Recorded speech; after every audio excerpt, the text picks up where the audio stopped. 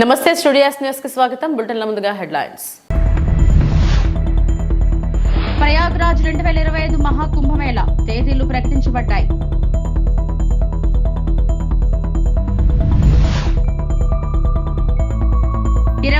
June నాటికి భోగాపురం విమానాశ్రయాన్ని పూర్తి చేస్తాం. కేంద్ర మంత్రి రామ్మోహన్ నాయుడు.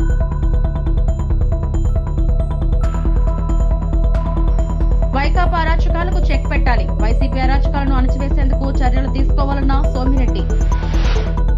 ప్రధాని నరేంద్ర మోడీ మంగళవారం ఆర్థికవేత్తలు, రంగాల నిపుణులతో సమావేశం కానున్నారు. నీతి ఆయోగ్ వైస్ చైర్మన్ సుమన్ బేరీతో పాటు పాలసీ థింక్ ట్యాంక్ సభ్యులు కూడా ఈ సమావేశానికి హాజరు కానున్నారు. రాబోయే కేంద్ర బడ్జెట్ 2025-26కి ముందు ఆర్థికవేత్తలు మరియు నిపుణుల అభిప్రాయాలు మరియు సూచనలపై ప్రధాని మోదీ చర్చిస్తారని ప్రభుత్వ సీనియర్ అధికారి ఒకరు తెలిపారు.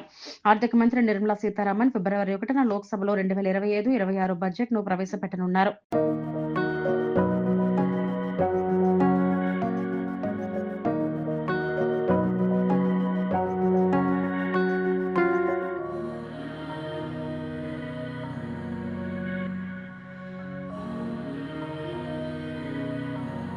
ప్రపంచంలోనే అతిపెద్ద మతపరమైన సమావేశాలలో ఒకటైన 2025 మహాకుంభమేళాకు ఆతిథ్యం ఇవ్వడానికి ఉత్తరప్రదేశ్లోని ప్రయాగ్రాజ్ సిద్ధంగా ఉంది. ఈ కార్యక్రమం జనవరి 13న ప్రారంభమై ఫిబ్రవరి 26, 2025న ముగుస్తుంది. భారతదేశం యొక్క ఆధ్యాత్మిక మరియు సాంస్కృతిక క్యాలెండర్లో ఒక ముఖ్యమైన ఘట్టాన్ని సూచిస్తూ ప్రపంచవ్యాప్తంగా ఉన్న భక్తులు గొప్ప వేడుకల్లో పాల్గొనేందుకు తరలివస్తారు.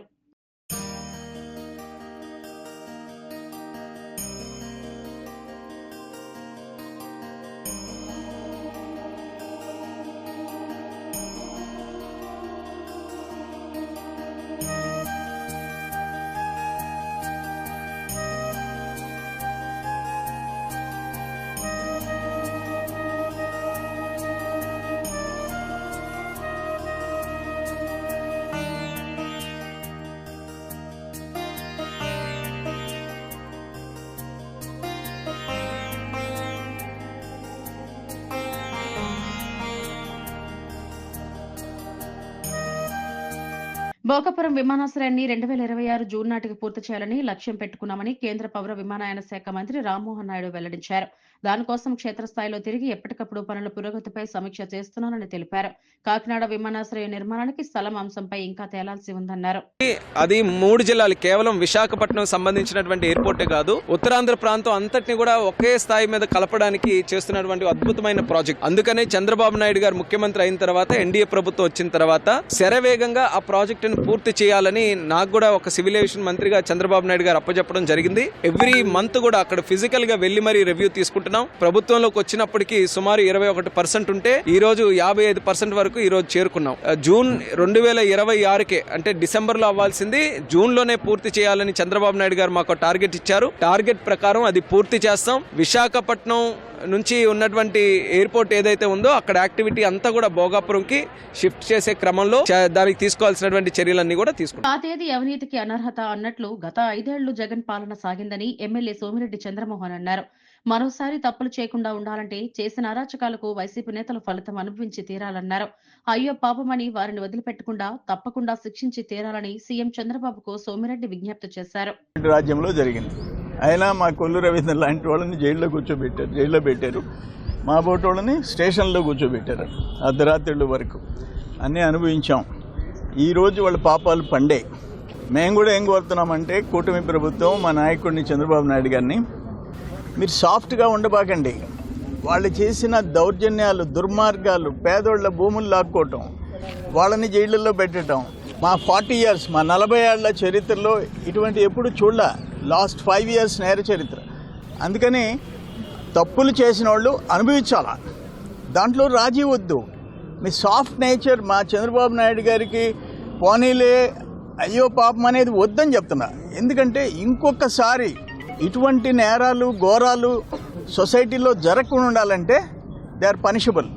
వాళ్ళ పనిష్మెంట్ జరగాలి. ఏదేమైనా ఈరోజు చంద్రబాబు నాయుడు గారు, బీజేపీ, జనసేన నా కూటమి నాయకత్వంలో అన్నీ గాడిన పడుతున్నాయి. ఒక రోడ్లు కాదు, ఒక ఇరిగేషన్ సిస్టమ్ కాదు, ఒక రాజధాని కాదు, అన్నీ ట్రాక్లో పడుతున్నాయి. అందరూ కలిసి కష్టపడి పనిచేస్తున్నారు మా మంత్రులు కూడా అని చెప్పేసి నేను తెలియదు. రాజ్యాంగ నిర్మాత డాక్టర్ బిఆర్ అంబేద్కర్ ను తీవ్రంగా అవమానించిన పార్టీ కాంగ్రెస్ అని బీజేపీ రాష్ట్ర అధ్యక్షురాలు ఎంపీ పురంధేశ్వరి విమర్శించారు. 2 సార్లు ఎన్నికల్లో ఓడించి పార్లమెంట్లో అడుగు పెట్టకుండా ఆయన్ను మానసిక క్షోభకు గురిచేశారన్నారు. రాజమహేంద్రవరంలో మీడియాతో పురంధేశ్వరి మాట్లాడారు. వాజ్పేయి ప్రధానిగా ఉన్న సమయంలో అంబేద్కర్ కు భారతరత్న పురస్కారం ప్రకటించామని గుర్తు చేశారు. అంబేద్కర్ రాజ్యాంగాన్ని గౌరవించింది బీజేపీ అని విషయాన్ని గుర్తుంచుకోవాలన్నారు. 25 లక్షలకు పైగా బీజేపీ సభ్యత్వాలు నమోదవుతున్నాయని తెలిపారు. సంధ్యా థియేటర్ వద్ద జరిగిన తొగ్గిసలాట ఘటనలో పూర్తి విచారణ జరగాల్సి ఉందని, అక్కడ మరింత పోలీసు బందోబస్తు ఏర్పాటు చేసి ఉంటే బాగుంటుందని పురంధేశ్వరి అభిప్రాయపడ్డారు. కనుక ఇవాళ ఎన్డీఏ భారతీయ జనతా పార్టీ నాయకత్వంలో ఉన్న ఎన్డీఏ ప్రభుత్వం రాజ్యాంగాన్ని మార్చి వేస్తుంది అనేటువంటి తర్కం ఏదైతే వారు తీసుకొస్తున్నారో ఇది సంపూర్ణంగా నిరాధారమైంది. అటువంటి ఆలోచన అసలు ఎన్డీఏ ప్రభుత్వానికి లేదు, భారతీయ జనతా పార్టీకి అంతకన్నా లేదు అని చెప్పి తెలియజేస్తున్నారు. అదేవిధంగా బాబాసాహెబ్ అంబేద్కర్ గారిని అమితంగా గౌరవించే పార్టీ భారతీయ జనతా పార్టీ అని నేను ఇందాక చెప్పాను. బాబాసాహెబ్ అంబేద్కర్ మా నాయకుడు అని చెప్పి అనేక సందర్భాల్లో కాంగ్రెస్ పార్టీ చెప్పుకున్నారు. కానీ వారికి భారతరత్న ఎందుకు ఇవ్వలేదు అని చెప్పి మేము ప్రశ్నించాం. వారే ఈ 75 సంవత్సరాల స్వాతంత్రానంతరం చూసినట్లయితే 75 సంవత్సరాలు 65 సంవత్సరాలు వాళ్ళే అధికారంలో ఉన్నారు. కానీ వాళ్ళు బాబాసాహెబ్ అంబేద్కర్ గారికి ఎప్పుడు భారతరత్న ఇవ్వాలి అన్న ఆలోచన కూడా వారికి రాలేదు. అది వాజ్పేయి గారు హయాంలో వారికి భారతరత్న ఇచ్చినటువంటి విషయాన్ని ఇక్కడ ప్రజలందరూ కూడా గమనించాలి. అదేవిధంగా వారి జీవితంతో ముడిపడినటువంటి 5 ప్రాంతాలు, వారు జన్మించిన ఇల్లు, అదేవిధంగా వారు విద్య అభ్యసించినటువంటి ఇల్లు, వారు మినిస్టర్గా బాధ్యతలు స్వీకరించిన తర్వాత వారు ఉన్నటువంటి గృహం, అదేవిధంగా వారు నిర్మాణం పొందినటువంటి ఆ ఇల్లు, చివరికి లండన్లో వారు లాయర్గా విద్యను అభ్యసించినటువంటి ఇంటిని కూడా కొనుగోలు చేసి ఈ 5 కూడా పంచతీర్థాలుగా నామకరణం చేసి వాటిని అభివృద్ధి చేసింది కూడా భారతీయ జనతా పార్టీ నాయకత్వంలో ఉన్న ఎన్డీఏ ప్రభుత్వమే. అందులోనూ అనేక సందర్భాల్లో నేను ఇందాక చెప్పాను, నరేంద్ర మోడీ గారు స్వయంగా చెప్పినటువంటి విషయం, నేను ఈ స్థాయికి వచ్చానంటే వారు ఇచ్చినటువంటి రిజర్వేషన్ మాధ్యమంగానే నేను వచ్చానని చెప్పి వారు కూడా చెప్పడం జరిగింది. వారిలాగా ఇప్పుడు కాంగ్రెస్ పార్టీ లాగా రాజ్యాంగాన్ని జేబులో పెట్టుకుని ఎప్పుడు కూడా భారతీయ జనతా పార్టీ ఆ రకంగా వ్యవహరించలేదు. రాజ్యాంగాన్ని ఎప్పుడు శిరస్సు వంచి రాజ్యాంగానికి నమస్కరించిన తర్వాతే ముందుకు వెళ్ళినటువంటి పార్టీ భారతీయ జనతా పార్టీ. కనుక రాజ్యాంగాన్ని కానీ అదేవిధంగా బాబాసాహెబ్ అంబేద్కర్ గారిని అగౌరవపరచడం అనేది భారతీయ జనతా పార్టీ ఎప్పుడు చేయదు. సినిమా ఇండస్ట్రీపై తమ ప్రభుత్వానికి ఎలాంటి ద్వేషం లేదని మంత్రి సీతక్క తెలిపారు. అయితే ఎర్రచందనం స్మగ్లింగ్ పేరుతో తీసిన పుష్ప 2 సినిమాతో సమాజానికి ఏం సందేశం ఇస్తున్నారని మండిపడ్డారు. ములుగు జిల్లా లీలా గార్డెన్ లో జరిగిన క్రిస్మస్ ఉత్సవాల్లో మంత్రి సీతక్క పాల్గొన్నారు. రేవతి మృతికి పుష్ప సినిమా యూనిట్ కారణమన్న సీతక్క తప్పు చేస్తే ఎంతటి వారికైనా శిక్ష తప్పదని తెలిపారు. స్మగ్లర్ ఇతివృత్తంతో తీసిన సినిమాకు జాతీయ అవార్డు ఇవ్వడం సిగ్గుచేటని మండిపడ్డ మంత్రి, సామాజిక అంశాలు జాతీయ భావాలు కలిగిన జై భీమ్ సినిమాకు మాత్రం అవార్డు ఇవ్వలేదని ధ్వజమెత్తారు. విశ్వశాంతి కోసం యేసుక్రీస్తు ప్రార్థనలు చేశారని, దేశంలో అందరూ తమ ఇష్ట దైవాన్ని పూజించే హక్కు కలిగి ఉన్నారని స్పష్టం చేశారు. సమాజాన్ని సన్మార్గంలో నడిపియాలి. ఖచ్చితంగా సినిమా యొక్క పాత్ర చాలా ప్రభావవంతంగా ఉంటుంది. అది మంచి సినిమాలు అయితే మంచిగా ఉంటుంది, చెడు అయితే కూడా అరే ఇట్లా కూడా మనం డబ్బు సంపాదించుకోవచ్చు, దొంగతనం చేసి లంగతనం చేసి స్మగ్లింగ్ చేసి మర్డర్లు చేసి అనేది వస్తే ఎవరు చదువుకోరు, అక్రమ మార్గం పోతారు, సన్మార్గంలో పోరు. కాబట్టి సన్మార్గమైనటువంటి చిత్రాలను మేము ఆహ్వానిస్తా ఉన్నాం. అదే విధంగా ఇవాళ బీజేపీ బీఆర్ఎస్ రాజకీయం చేస్తుంది. ఇక్కడ రాజకీయం ఎక్కడదే? ఒక ప్రాణం పోయింది, ఇంకొక ప్రాణం చావు బతుకుల మధ్య ఉంది. మరి ఇక్కడ బిడ్డల్ని కాపాడుకోవాల్సిన బాధ్యత సీఎంగా వారికి ఉంది. ఇట్లాంటి తొక్కిసలాటలు నివారించాలి. కాబట్టి ఆ చర్యలు తీసుకుంటే దాని మీద గగ్గోలు పెడతా ఉన్నారు. ఇదే బీఆర్ఎస్ నాయకులు మరి వాళ్ళు అధికారంలో ఉన్నప్పుడు ఒక రకంగా, అధికారం పోయినప్పుడు ఒక రకంగా సెంటిమెంట్లు, దీంట్లో సెంటిమెంట్ కోసం చాలా ట్రై చేస్తున్నారు కొన్ని వర్గాలు. సెంటిమెంటు అది మేము చట్టాన్ని నమ్ముకుంటాం, సెంటిమెంట్ను గౌరవిస్తాం, కానీ సెంటిమెంట్ను రాజకీయం కోసం వాడుకోం. రాజకీయాల కోసం సెంటిమెంట్ కాదు, చట్టాన్ని చట్టంగా గౌరవిస్తాం. సెంటిమెంట్ను భావించే వాళ్లకు కండలెన్స్ కావచ్చు, సపోర్ట్ కావచ్చు, సానుభూతి కావచ్చు, ఆ కుటుంబాలకు, బాధిత కుటుంబాలకు సపోర్ట్ చేస్తాం. కానీ ఈరోజు బీఆర్ఎస్ నాయకులు తెలంగాణ ముసుగేసుకొని ఇలా రాళ్ళేసిరు సినిమా వాళ్ళ మీద. అప్పుడు ఇండస్ట్రీ పోతుందని అనుకోలేదా? మేము ఇండస్ట్రీ పోవాలని అంటున్నామా? సీఎం గారు కూడా చెప్పారు, మీరు వ్యాపారాలు చేసుకోండి, మీరు డబ్బులు సంపాదించుకోండి, కానీ ఇక్కడ ప్రాణాలను తీసే రకమైనటువంటి ఇబ్బందులకు గురి చేయొద్దు మా ప్రజలని కోరడం జరిగింది. అది తప్ప దాంట్లో తప్పు వెతుకుతున్నారు. మీరు ఆనాడు అధికారం కోసము రకరకాల సెంటిమెంట్లు అడ్డం పెట్టుకొని సొంత ప్రయోజనాల కోసం, సొంత డబ్బుల కోసం మీరు ఎన్నో చేశారు. ఇలా సీఎం గారు ఇది ఏమన్నా చేశారు? అక్కడ సాక్షాత్ ఒక శవం ఉంది, తొక్కిసలాట. పోలీసులు చెప్పింది అబద్ధమని ఉల్టా ఖండనలు చేస్తూ ఉన్నారు. కాబట్టి అక్కడ జరిగిన సంఘటననే అసెంబ్లీలో సీఎం గారు ప్రస్తావించారు. అది గుర్తుపెట్టుకొని ఫస్ట్ ఈ సమాజానికి, పేదింటి బిడ్డలకు సపోర్ట్గా ఉండండి. ఆయనకేం నష్టం జరగలేదు, ఒకరోజు పోయిండు వచ్చిండు, ఆయననేం ఇబ్బంది పెట్టలే కదా, మేము కూడా రెస్పెక్ట్ చేస్తాం. ఆయన మీద మాకేం కోపం లేదు, ద్వేషం లేదు. కానీ చట్టం ముందు అందరూ సమానులే అనేది మాత్రం ప్రతి ఒక్కరు గుర్తుపెట్టుకోవాలి. మాజీ ఎంపీ నందిగం సురేష్ అక్రమ కేసుల్లో అరెస్ట్ అయి 4 నెలలవుతుందని, ఆధారం లేకుండా సురేష్ పై కేసులు పెట్టారని వైఎస్ఆర్సీపీ ప్లేట్ కోఆర్డినేటర్ సజ్జల రామకృష్ణారెడ్డి అన్నారు. మంగళవారం గుంటూరు జైల్లో సురేష్ ను పరామర్శించిన తర్వాత సజ్జల మీడియాతో మాట్లాడారు. ఈ రోజు టీడీపీ వ్యవహరించినట్లు మేము వ్యవహరించి ఉంటే ఈ కేసులు అప్పుడే తీసుకునేవాళ్లం. మా పాలనలో చట్టం తన పని తాను చేసుకుని వెళ్ళింది. కోర్టుల్లో ఉన్న లొసుగులను ఉపయోగించి జైల్లో ఉంచుతున్నారు. జైల్లో మాజీ ఎంపీకి కనీస సదుపాయాలు కల్పించడం లేదు. వాటర్ బాటిల్ కూడా అనుమతించడం లేదు. నేరుగా సీఎం కొడుకే ఫోన్ చేసి సురేష్ ఎలా ఉండాలి అనేది చెబుతున్నారు. ఇవన్నీ కూడా మౌనంగానే భరిస్తున్నాం. వైఎస్ఆర్సీపీని లేకుండా చేయాలని కక్షపూరితంగా వ్యవహరిస్తున్నారు. సోషల్ మీడియాలో పోస్టులు పెట్టిన మహిళలను అరెస్టు చేస్తున్నారు. గతంలో 30 ఏళ్ల క్రితం నక్సలైట్లను అరెస్టు చేసినట్లు సోషల్ మీడియాలో పోస్టింగ్లు పెట్టిన వారిని అరెస్టు చేస్తున్నారు. వేధించడం అంటే ఎలా ఉండాలో మాకు నేర్పుతున్నారు. కూటమి ప్రభుత్వం కక్ష తీర్చుకోవడంలో కొత్త పద్ధతులు ఉపయోగిస్తున్నారు. 4 ఏళ్లలో మేము అధికారంలోకి వస్తే మా వాళ్లు చెప్పినా కూడా వినే పరిస్థితి ఉండదు అని సజ్జల హెచ్చరించారు. చట్టం తన పని తను చేసుకుపోతుంది. ఏ డిపార్ట్మెంట్లో వాటి పని అవి చేయాలని జగన్మోహన్ రెడ్డి గారు ఏ లైన్ అయితే తీసుకున్నారో దాన్ని ఈరోజు వీళ్ళు రావడమే తెలుగుదేశం పార్టీ వీటన్నిటితోటి లేని కేసులు కొత్తవి పెట్టడం, పాత వాటిలో ఉన్న వాటన్నిటిని ఇప్పుడు బయటకు తీసి మళ్ళీ ఫ్రెష్గా తయారు చేసి ఏమరపాటుగా ఉన్నామంటే ఉన్నాము. ఎందుకంటే చట్టం తన పని చేసుకుపోతుందంటే న్యాయంగా ధర్మంగా ఉంటారని అనుకున్నాం. నువ్వు ఇలా తీసుకొచ్చేసి అక్రమంగా జైల్లో పడేస్తున్నావు. కోర్టు కేసుల్లోనూ న్యాయస్థానాల్లో ఉన్న వ్యవహారాల్లో ఉండే లొసుగులో వాటిని వాడుకొని సిస్టమ్ను మేనేజ్ చేసుకుంటూ ఆ ప్రతిపక్షంలో ఉన్న ఆ పార్టీ అలాగే వ్యవహరించింది. ఇక్కడి నుంచి సుప్రీంకోర్టు వరకు ఎక్కడికి పోయినా ఈరోజు అదే చేస్తుంది. అధికారంలోకి వచ్చాక మరింత దుందుడుగ్గా చేస్తుంది. దానికి నిదర్శనం ఈరోజు ఇప్పుడు సురేష్ ఇక్కడ ఈరోజు 4 నెలలు ఇక్కడ ఉండడం. అక్కడ లోపల కూడా ఎలా ట్రీట్ చేస్తున్నారని చూస్తే హృదయ విదారకంగా ఉంది. ఓ మాజీ ఎంపీ కనీసం ఇవ్వాల్సిన ఇది కూడా ఇవ్వట్లేదు. దాని మీద మేము ఎక్కువ అడిగితే మరింత కక్ష సాధింపుతో పోతున్నాం. నేరుగా ముఖ్యమంత్రి కొడుకు ఫోన్లు చేస్తాడు, ఏది ఎట్లా నడవాలనో ఇక్కడ డైరెక్షన్స్ ఇస్తారు. అధికారులు ఇక్కడ ఉండేవాళ్ళు అది ఫాలో కాకపోతే ఏమవుతుందని భయంతో కొంతమంది, అడుగులకు మడుగులు వచ్చేవాళ్ళు మరికొంతమంది. తాగడానికి వాటర్ బాటిల్ తెచ్చుకుంటామంటే కూడా అలౌ చేయట్లేదు.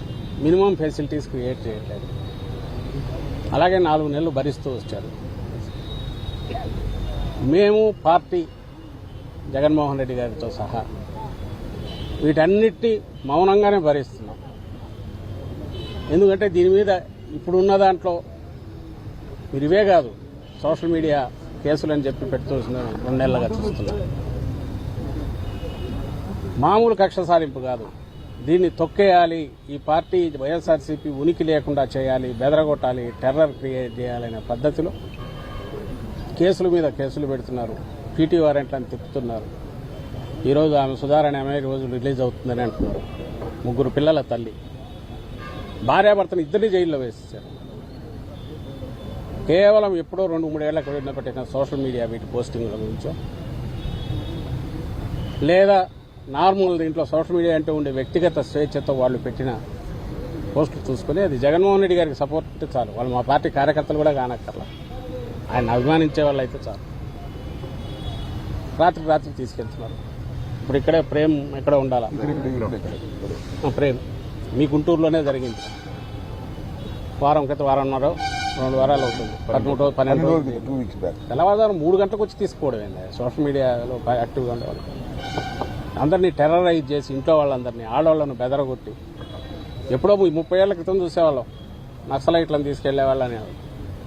కనీసం వాళ్ళని చూస్తే భయం ఉండేది వీళ్ళకు. అందుకే పోలీస్ స్టేషన్ పీటీ వారెంట్లు ఇట్లా తిప్పేవాళ్ళు కాదు, ఏడ పట్టుకుని వాళ్ళు తంతారు వాళ్ళు. వీళ్ళని మా వాళ్ళను ఇప్పుడు సోషల్ మీడియా యాక్టివిస్ట్ అని రాత్రులు తీసుకెళ్ళడము, శ్రీకాకుళం నుంచి తడ తీసుకెళ్తారు, తడ నుంచి ఇంకో దగ్గరికి తీసుకెళ్తున్నారు. హెరాస్మెంట్ అంటే ఎట్లుంటుంది, ఇదిగో ఇట్లా ఉండాలి అని కూడా మాకు నేర్పిస్తుంటారు.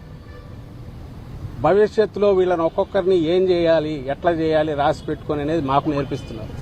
వైఎస్ఆర్సీపీకి, మాకు, నాయకులకు, కార్యకర్తలకు. జగన్మోహన్ రెడ్డి గారు ఇందులో 5% 1% అయినా ఈ ధోరణితో వ్యవహరించే వాళ్ళు అయింటే చంద్రబాబు నాయుడు మేము వచ్చిన 3 నెలలకే జైల్లో ఉండేవారు. 2019 తర్వాత మేము వచ్చాక ఆ రోజు ఆయన అట్లా అనుకోనందువల్లే చంద్రబాబు నాయుడు కింద కేసుల మీద ఎంక్వైరీలు జరిగి, దర్యాప్తులు జరిగి, ఆ తర్వాత ఫైనల్ దీనిగా ఆయన అరెస్ట్ చేశారు తప్ప. ఇప్పుడు ఈ రోజు చంద్రబాబు నాయుడు రాగానే ఏం చేస్తున్నాడు? 3 నెలల్లో తన కేసులు ఎట్లయితే ఇచ్చాలని ఆయన చూసుకుంటున్నాడు. నేను చెప్పదలుచుకుంది ఒక్కటే, ప్రజలు అధికారం ఇచ్చింది ప్రజల గురించి ఆలోచించాలా, ప్రజల సమస్యలు పరిష్కరించాలా, ప్రజల కోసం నిలబడాలని జగన్మోహన్ రెడ్డి గారు అనుకున్నారు. ఆయన ఆకాంక్షలకు అనుగుణంగానే మా పార్టీ నడిచింది. నాయకులు నడిచారు, కార్యకర్తలు నడిచారు, ఎంటైర్ పార్టీ నడిచింది. ఈ రోజుకి అలాగే ఉంది. ప్రజలు అధికారం ఇచ్చింది ఎట్లా మనం దండుకోవాలా, ఏ రకంగా మన సంపద పెంచుకోవాలా, ఏ రకంగా మన చుట్టూ ఉండే వాళ్ళవి పెంచాలా, వాళ్లే రేపు వాళ్ళ ప్రయోజనాల కోసం మనల్ని నిలబెడతారు, అలాంటి ఒక మందను తయారు చేసుకున్నది చంద్రబాబు నాయుడు. అది గతం కంటే ఇప్పుడు బరి తెగించి ఆచరణలో కూడా ఆయన చూపిస్తున్నారు. 5 నెలల్లోనే చూపిస్తున్నారు. ఈ తేడా అందరూ గమనించాలి. మౌనంగా ఉన్నాము, ఇదంటే చేతకాక కాదు, గతంలో చేతకాక కాదు, ఫ్యూచర్లో కూడా చేయలేక కాదు. ప్రజలు మనకు అధికారం ఇచ్చింది, ప్రజలను చూసుకోవాలా. ఆ ఉద్దేశం లేకపోతే ఎట్లా వ్యవహరిస్తారో ఆ ఉద్దేశం లేదు. ప్రజలకు క్వశ్చన్ చేయకుండా డైవర్షన్ పాలిటిక్స్ ఎట్లా చేయాలనేది చంద్రబాబు నాయుడు ఏం చేస్తున్నాడు, అది ఎల్లకాలం చెల్లవు. కొత్త పద్ధతులు. డాక్టర్ బిఆర్ అంబేద్కర్ కోనసీమ జిల్లా విద్యుత్ ఛార్జీల మోతాపై వైఎస్సార్ కాంగ్రెస్ పార్టీ పోరుబాట. ఛార్జీల పెంపుకు నిరసనగా ఈ నెల 27వ తేదీన ఏదరపల్లి విద్యుత్ సబ్స్టేషన్ వద్ద ధర్నాకు పిలుపునిచ్చిన వైఎస్సార్ కాంగ్రెస్ పార్టీ నాయకులు. చంద్రబాబు మోసాలని వెలగెత్తాలని అమలాపురంలో వైఎస్సార్సీపీ నేతల పిలుపు. కూటమి సర్కార్ అధికారంలోకి వచ్చిన 6 నెలలకే ప్రజలపై 15,485 కోట్ల భారం మోపిందన్న నేతలు. కరెంట్ ఛార్జీల బాధుడిపై వైఎస్సార్సీపీ పోరుపాట పోస్టర్ను అమలాపురంలో మాజీ మంత్రి పినేపి విశ్వరూప్ ఇంటి వద్ద ఆవిష్కరించిన ఎమ్మెల్సీలు కుడిపూడి సూర్యనారాయణ, బొమ్మి ఇజ్రాయెల్, మాజీ ఎంపీ చింతా అనురాధ తదితరులు. ఈరోజు మా పార్టీ అధ్యక్షులు మాజీ మంత్రివర్యులు శ్రీ వైఎస్ జగన్మోహన్ రెడ్డి గారి ఆదేశం మేరకు ఈరోజు మా మాజీ మంత్రివర్యులు శ్రీ పినిపి విశ్వరూప్ గారి ఇంటిలో రైతుల తరఫున, అలాగే ప్రజల తరఫున కూటమి ప్రభుత్వం వల్ల ఎవరైతే ఇబ్బందులు పడుతున్నారో ప్రజలందరూ కరెంటు ఛార్జీలు వాళ్ళు ప్రామిస్ చేసినటువంటి సూపర్ 6 కాకుండా ఎటువంటి ప్రామిస్లు కూడా వాళ్ళు ఇప్పటివరకు నెరవేర్చలేదు. అలాగే ఎప్పుడైతే వైఎస్ఆర్సీపీ గవర్నమెంట్ ఫామ్ అయిందో 2019లో అప్పటి నుంచి కూడా ప్రతి విషయంలో కూడా చంద్రబాబు నాయుడు గారు కరెంట్ ఛార్జీలు ఏంటి, లేకపోతే హౌసింగ్ ఏంటి, లేకపోతే వివిధ అంశాల మీద ఆయన మీటింగ్లు పెట్టడం, మాట్లాడడం జరిగింది. ప్రత్యేకించి కరెంటు గురించి చెప్పాలంటే మేము ప్రభుత్వం ఏర్పరిస్తే కరెంట్ ఛార్జీలు పెంచము, తగ్గిస్తాము, మీ మార్క్ ఇది, మా మార్క్ ఇది అని చెప్పేసి ఆయన చెప్పడం జరిగింది. ఆయన మార్క్ ఏంటో ప్రజలు అనేవాళ్ళు గుర్తించలేకపోయారు అనేది ఈరోజు మనకి స్పష్టంగా అర్థమవుతుంది.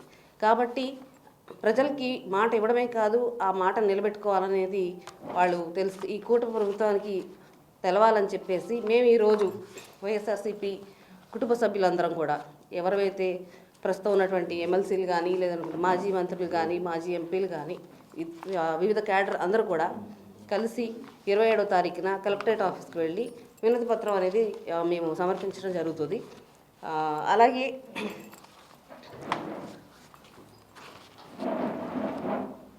చంద్రబాబు నాయుడు గారు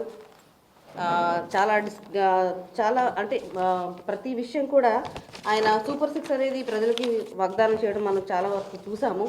అలాగే వాగ్దానం చేయడమే కాదు వాటిని నెరవేర్చాలన్నది కూడా ఆయన మర్చిపోతున్నారు.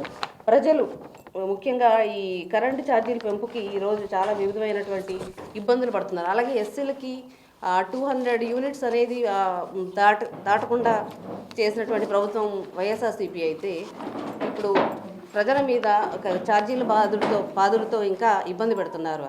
కాబట్టి మేమందరం కూడా కలిసికట్టుగా కలెక్టరేట్ వెళ్ళి ఈ విషయం మీద కలెక్టర్ గారికి వినతిపత్రం అనేది అందిస్తాం. కలెక్టర్ గారు కూడా అలాగే ఈఎల్ ఆఫీస్ కూడా వెళ్తాం. ఈదరపల్లి ఆఫీస్ 27వ తేదీన 10 గంటలకి అమలాపురం సబ్ స్టేషన్లో ప్రజలందరూ కూడా అలాగే వైఎస్ఆర్సీపీ క్యాడర్ కూడా అక్కడ ఏకమయ్యి మనం అందరం కూడా ఆఫీస్కి వెళ్ళాలని చెప్పేసి మీ అందరి ద్వారా మీడియా ద్వారా నేను విన్నవించుకుంటున్నాను. జగన్మోహన్ రెడ్డి గారి పిలుపు మేరకు భారీ స్థాయిలో జిల్లా హెడ్ క్వార్టర్ కాబట్టి కార్యకర్తలు నాయకులు అందరూ తరలి వచ్చి ఈ కార్యక్రమాన్ని విజయవంతం చేయడానికి కృషి చేయాలని మిమ్మల్ని అందరినీ కోరుకుంటున్నాం. ఈ కూటమి ప్రభుత్వం ఏర్పడే ముందు ప్రతి నియోజకవర్గంలోని మా ముఖ్యమంత్రి వర్యులు చంద్రబాబు నాయుడు గారు, అదేవిధంగా ఉప ముఖ్యమంత్రి వర్యులు పవన్ కళ్యాణ్ గారు ప్రతి నియోజకవర్గంలోని విద్యుత్ ఛార్జీలు తగ్గిస్తాం, నాణ్యమైన విద్యుత్తుని ఇస్తాం, కరెంటు బిల్లులు పెంచమని ప్రతి మీటింగ్లోనే వాళ్ళు ఊకదంపుడు ప్రసంగాలు ఇవ్వడం జరిగింది. కానీ అధికారంలోకి వచ్చేపాటికి సుమారు 7 నెలల్లో పైబడింది. ఇప్పటి వరకు ఎక్కడా కూడా ఆ ఊసు లేకుండా ఈరోజు విద్యుత్ ఛార్జీలు పెంచి ప్రజలు నడ్డి విరిచే విధంగా చేస్తున్నారు. అటువంటి నిర్ణయాలు తీసుకుంటున్న ఈ కూటమి ప్రభుత్వానికి బుద్ధి చెప్పడం కోసమే ఈ నెల 27వ తారీఖున భారీగా అమలాపురం నియోజకవర్గం నుంచి వెళ్ళి నిరసన కార్యక్రమం తెలియజేస్తున్నాం. ఇవి ఇప్పటి వరకు నా బులెటిన్ అప్డేట్స్. నమస్తే.